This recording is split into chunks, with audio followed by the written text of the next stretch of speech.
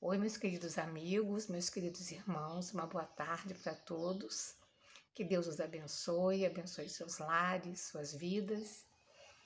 Estamos aqui novamente para trazermos a preleção da tarde de hoje, iniciando com a nossa prece.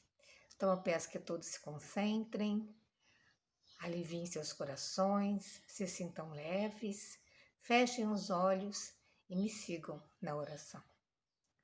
Mestre Jesus, querido e amado Senhor, abençoe as nossas vidas, abençoe, Pai, todos os momentos em que nós vivemos, em que nós aprendemos, em que nós conseguimos, Pai, caminhar no bem, na verdade, com amor no coração, levando esse sentimento de amor aos nossos amigos, aos nossos familiares, às pessoas com quem encontramos nas ruas. Senhor Jesus, abençoa-nos, Pai, a vontade de melhorar, para que a boa espiritualidade esteja sempre presente em nossas vidas, nos intuindo do melhor caminho a seguir. Que Deus abençoe, ilumine e guarde todos os nossos amores, os nossos amigos, a nossa família e que nos instrua na tarde de hoje. Que assim seja. Então, meus queridos, hoje nós vamos conversar sobre castigos e recompensas, certo? Continuando falando do Davi em Família, do Rodolfo Caligares, certo? E estamos falando castigos e recompensas ligados aos nossos filhos, não é? Então, vejamos. Toda criança, né? Ela é normalmente levada, né? É muito difícil você ver aquela criança quietinha, sempre ela comete alguma atitudezinha assim de sendo levada. Só que nós, por que nós somos os pais dessas crianças, não é? Porque Jesus nos deu a sagrada missão de termos essas crianças junto conosco, de nós vê-las crescer e poder educá-las para que nós ajudemos a formar o seu caráter, né? Para que elas se tornem pessoas de bem, né? Para que elas se tornem espíritos melhores, para que elas possam evoluir. Então, nos deu os nossos filhos para que a gente eduque o seu espírito eterno, para que ele possa seguir evoluindo. E é desde pequeno que começa essa educação, né? Desde pequeno que nós temos que coibir, porque cada criança é uma criança. E como eu estava falando, a criança ela é um espírito eterno. Então ela tem atrás de si toda uma vida, ela não se recorda, mas ela tem tendências. E muitas dessas tendências não são boas. Então cabe a nós, os pais, agirmos de maneira a coibir essas tendências ruins, não é? Favorecendo as boas tendências e coibindo essas tendências ruins, né? E muitas vezes, né, a gente tentando, né, educar esse espírito eterno para que ele, né, cresça uma pessoa de bem, uma pessoa melhor, né? A gente tem que recorrer, né, a formas mais severas, como os castigos, mas também, né, as recompensas no momento oportuno. Sendo que, uma coisa eu quero frisar, o castigo, gente, sempre deve ser a última coisa a ser tentada, tá? Primeiramente, vamos tentar o diálogo, vamos tentar conversar com muito amor, com muito carinho, explicar a situação. Se não adiantar nada, vamos então ter que ter uma atitude mais severa, não é? Com essa criança. Agora vejamos o seguinte, né? Que tem crianças muito mais sensíveis e outras crianças mais duronas, mais assim, né? Que são mais resistentes. Então a gente tem que prestar atenção muito nisso, porque o castigo não deve ser para envergonhar, não deve ser para deixar a criança se sentindo inferior ou rejeitada ou humilhada, não. A necessidade do castigo é educacional, certo? Hoje a criança é muito esperta, ela é muito indagadora. Ela sempre vai chegar para você e vai perguntar: mãe, pai, por que isso? Por que aquilo? E você não pode chegar para uma criança e responder: ah, porque eu quero. Ah, porque eu sou sua mãe, eu mando em você. Não, o ideal é que você chegue para ele e explique exatamente numa linguagem, claro, acessível, tá? O que ele vai entender, certo? O que ele pode entender. Então você explique a razão dele não poder fazer alguma coisa ou de ele ter que fazer alguma coisa que normalmente vai ser um bem para ele. Ele tem que ter essa certeza, porque senão ele não vai conseguir entender e quando ele chegar mais tarde, ele vai começar, pode até começar a duvidar do que você está falando, duvidar de você, certo? E isso é que vai gerar o respeito. É você sempre agir com seu filho no caminho da verdade, agindo com ele corretamente, falando, explicando, sempre de maneira a mostrar para ele o quanto você se importa com o bem-estar dele e com o bem-estar dele no futuro. Tá? Agora, uma coisa que é muito importante, que a gente também tem que diferenciar, é que o castigo ele tem que ser adequado à idade da criança, certo? E tem que ser adequado também à atitude que a criança teve. Por exemplo, você não vai castigar uma criança que tem 3 anos igual, da mesma maneira que você castigaria uma criança que tem 10 anos, tá? De outra forma, uma criança, por exemplo, que tem uma atitude, uma coisa boba, você pode até chamar atenção. Agora, uma criança que desrespeita um adulto, maltrata um animal, bate no seu irmãozinho, aí realmente o castigo, ele fica, né? Ele tem que ser mais severo nesse caso. Agora, uma coisa que Rodolfo Gades nos fala é o seguinte, que a gente tem que sempre pensar quando nós vamos castigar, quanto nós vamos castigar, qual o castigo que nós devemos aplicar e se o castigo realmente vai servir para educar aquela criança, certo? Porque existem também muitos pais que eles acumulam dentro de si os problemas, né, durante o dia, né, os aborrecimentos que eles têm e chegam em casa, os filhos fazem arte, fazem alguma coisa e eles inconscientemente descontam naquela criança, no castigo, aquela frustração, aquilo que ele não pôde desabafar durante o dia, ele vai fazer com a criança quando chega em casa. E isso é extremamente negativo, porque a criança ela vai perceber que aquilo está exagerado. Ela vai ficar magoada, ela vai ficar ressentida quanto a isso, certo? E ele também nos fala que até os 7 anos o castigo tem que ser imediato.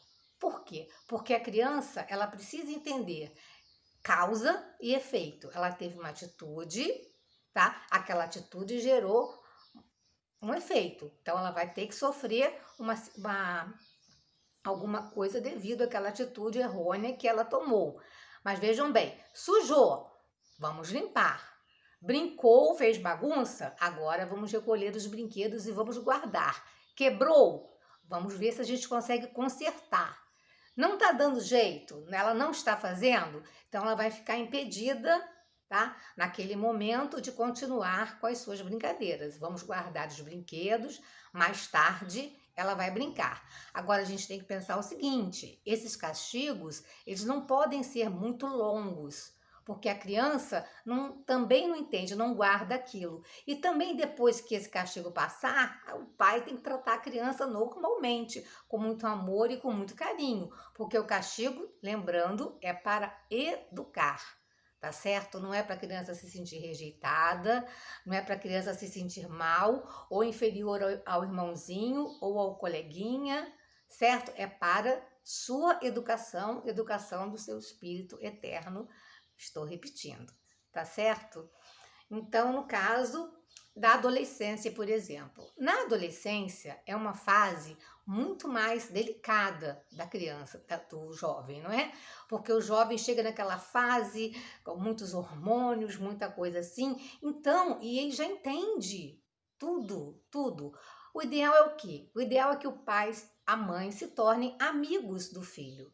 Amigos no quê? No sentido de que eles possam, que o filho saiba que podem contar coisas para os pais, que podem compartilhar as suas experiências, que eles se sintam amigos. E no caso, o adolescente, ele tem que ter limites, certo? Limites que ele deve conhecer, que os pais devem conversar com eles antes. porque depois eles não vão poder reclamar que não foram avisados, certo?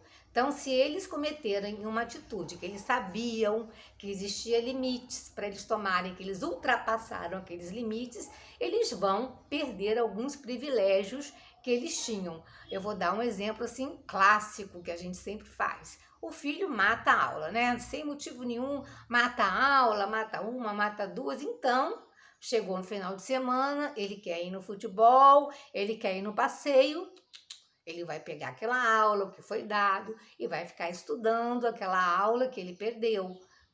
Esse é um tipo de castigo, certo? Que o pai pode dar. Sempre, como repito, visando a educação dos seus filhos, certo? Agora, uma coisa que a gente nunca deve fazer, deve evitar sempre a violência, que é bater numa criança, porque isso pode gerar uma criança agressiva mais tarde, ou mesmo na infância. Se você bate, seu filho vai aprender a bater no colega, vai aprender a bater até em você, tá? Xingar. Horrível, ele vai se sentir magoado, ofendido, vai aprender também a xingar, vai crescer com esse tipo de formação, tá certo? E magoar a criança. A criança, nesse caso, ela fica com raiva e ela muitas vezes não pode expressar essa raiva porque você é o pai, você é a mãe e ela começa a ter medo de você. Então ela guarda aquele rancor e vai querer se vingar com atitudes piores mais tarde, com artes mais sérias, com atitudes piores. E não é isso que a gente quer, né? A gente quer o quê? Educar o nosso filho amando o nosso filho, certo? A gente quer educar com muito amor, com muito carinho, com muita conversa. E agora nós vamos falar sobre as recompensas. Gente, o que são as recompensas? As recompensas são recursos pedagógicos, tá? Para quê? Para aquela criança que conseguiu superar algumas deficiências que ela tinha, algumas atitudes erradas que ela tomava. Então, o pai dá alguma coisa como estímulo, mas não deve ser uma coisa frequente, de jeito nenhum. Por quê? Porque senão a criança vai ficar uma criança interesseira. Ele vai achar que ele tem que se comportar bem para ganhar alguma coisa em troca, certo? Então não vai ser uma coisa sincera. Ele não vai agir corretamente porque ele aprendeu. Não, ele vai querer agir corretamente para receber alguma coisa em troca. E ele vai crescer assim. Ele vai crescer para o mundo de uma maneira que ele estará sempre esperando que as pessoas deem alguma coisa em troca de uma atitude que ele tome. E o que vai gerar para ele? Sofrimento, porque o mundo não funciona assim, certo? Então vamos pensar sempre muito quando a gente for dar alguma recompensa, algum presente para alguma atitude que o nosso filho teve. Porque, na verdade, gente, a gente tem que pensar e falar para o nosso filho. Ser bom, honesto, digno é nossa obrigação para que a gente possa evoluir o nosso espírito eterno. Se a gente continuar com as nossas atitudes pequenas, menores, de brigas, de vinganças, de discussões, de aborrecimentos, nós vamos continuar na mesma que a gente sempre esteve. Nós temos que procurar crescer e evoluir, tá certo? O jovem, a criança, nunca podem se sentir rejeitados. Estou repetindo, eles têm que se sentir amados. Eles têm que sentir que nós nos preocupamos com ele, que nós queremos o melhor para ele. Por isso que nós tomamos determinadas atitudes. E as atitudes precisam ser medidas por quê? Porque se elas forem exageradas, a criança não vai perceber que é o melhor. Ela não vai, ela vai saber. Ainda mais conforme ela for crescendo, ela vai sentir que, na verdade, aquela atitude o pai tomava porque era melhor para ele. Era melhor para ele, porque ele não tinha que se preocupar de não deixar o filho sair. Ele não ia precisar pegar o filho em algum lugar. Ele não ia precisar fazer alguma coisa, então ele não deixou o filho ir. Não era uma preocupação real. Então, por isso que tem que haver o diálogo entre pai e filho. Os pais têm que procurar se aproximar sempre da criança e é de pequeno que essas coisas começam, tá? É de pequenininho que a gente vai conseguindo conquistar aquela criança para no futuro ele se tornar o nosso amigo, o nosso confidente, para que ele se sinta bem, sinta a liberdade de poder contar conosco, poder confiar em qualquer dificuldade que ele atravesse, tá? E a criança, deixa eu falar uma coisa com vocês importante, ele gosta de saber que ele tem limites, ele gosta de saber que nós tomamos conta dele, ele gosta de saber que nós nos preocupamos com ele. Por quê? Porque ele se sente amado, se sente querido, se sente protegido. E nada mais importante nessa fase da criança e do adolescente do que sentir que ele tem a proteção e o amor de seus pais. Tá certo? Então, era esse o recado que eu queria trazer na tarde de hoje para vocês, tá certo? Que Deus os abençoe, os ilumine, tá ok? E vamos então agora fazer a nossa prece de encerramento. Vamos fechar os nossos olhos e vamos agradecer ao Senhor da vida. Senhor, te agradecemos, Pai, por todas as bênçãos recebidas nessa tarde de hoje, da espiritualidade benfeitora que conduz as nossas vidas, nos ajuda, nos ilumina, está sempre ao nosso lado, nos intuindo as melhores atitudes a ser tomadas. Que nós possamos estar sempre prontos a ouvi-la, estar sempre prontos a entendê-la, sempre prontos a seguir os seus ensinamentos. Nunca rebeldes, sempre amando, sempre cuidando, sempre querendo o bem do nosso próximo. Abençoa, Senhor, mais uma vez pedimos, a nossa família, os nossos irmãos, os nossos amigos, todas as pessoas da nossa cidade, do mundo inteiro, Pai, trazendo paz e esperança a cada coração, a cada vida, em todos os momentos do dia. Abençoando, Pai, todas as vidas no mundo inteiro. Então, fiquem com Deus, tá certo? Que Deus os abençoe. Muito obrigada. Até a próxima.